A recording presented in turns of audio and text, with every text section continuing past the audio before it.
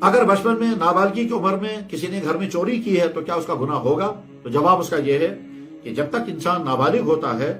نابالغی کے زمانے تک انسان نے جتنے گناہ کیے ہوتے ہیں وہ گناہ اس کے نامہ اعمال میں نہیں لکھے جاتے، کیونکہ وہ معصوم ہے۔ دراصل شریعت کے احکام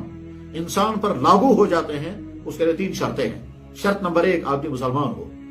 تو غیر مسلم شریعت کا کوئی حکم لاگو نہیں ہے۔ شرط نمبر 2، انسان پاگل نہ ہو، عقل مند ہو، چنانچہ مجنون پر شریعت کا کوئی حکم لاگو نہیں ہوتا۔ اور شرط نمبر 3، انسان بالغ ہو، نابالغ پر شریعت کے کوئی احکام لاگو نہیں ہوتے۔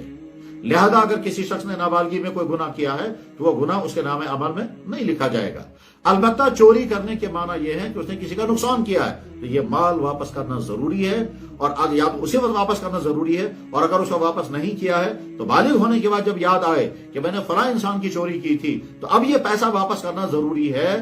چاہے کس طرح سے پیسہ واپس کیا جائے۔ اور ساتھ میں یہ بھی سمجھنا ہے کہ جس زمانے میں چوری کی تھی اس زمانے میں پیسے کی ویلیو کم تھی،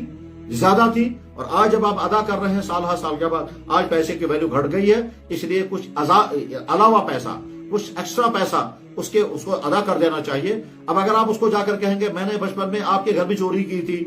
میں نے بچپن میں آپ کے جیب سے پیسے نکالے تھے، اور ظاہر ہے کہنا بڑا مشکل ہے اور اپنے آپ کو چور ڈکلیئر کرنا بہت بھاری پڑتا ہے اور کرنا بھی نہیں چاہیے، تو ایسے وقت میں کیا کیا جائے؟ تو جواب اس کا یہ ہے کہ اگر کسی شخص نے دوسرے کا کسی کا مال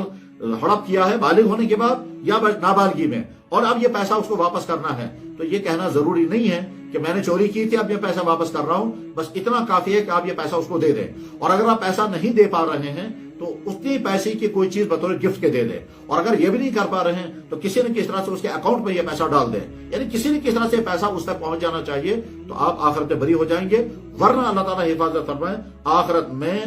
وہ جو اس کا پیسہ لیا گیا وہ واپس نہیں دیا گیا، آخرت میں اس کے بدلے میں نمازی دینی پڑے گی، چاہے انسان بالغ تھا چاہے نابالغ تھا۔ اور جوان ہونے کے بعد پھر بچپن میں کی گئی چوری کی بھرپائی یا تلافی اس طرح سے کرنی ہوگی کہ وہ پیسہ اس کے کھاتے میں ڈال دیا جائے یا اتنے پیسے کے بدلے میں کوئی گفٹ اس کو دے دیا جائے تاکہ وہ پیسہ اب ادا ہو جائے۔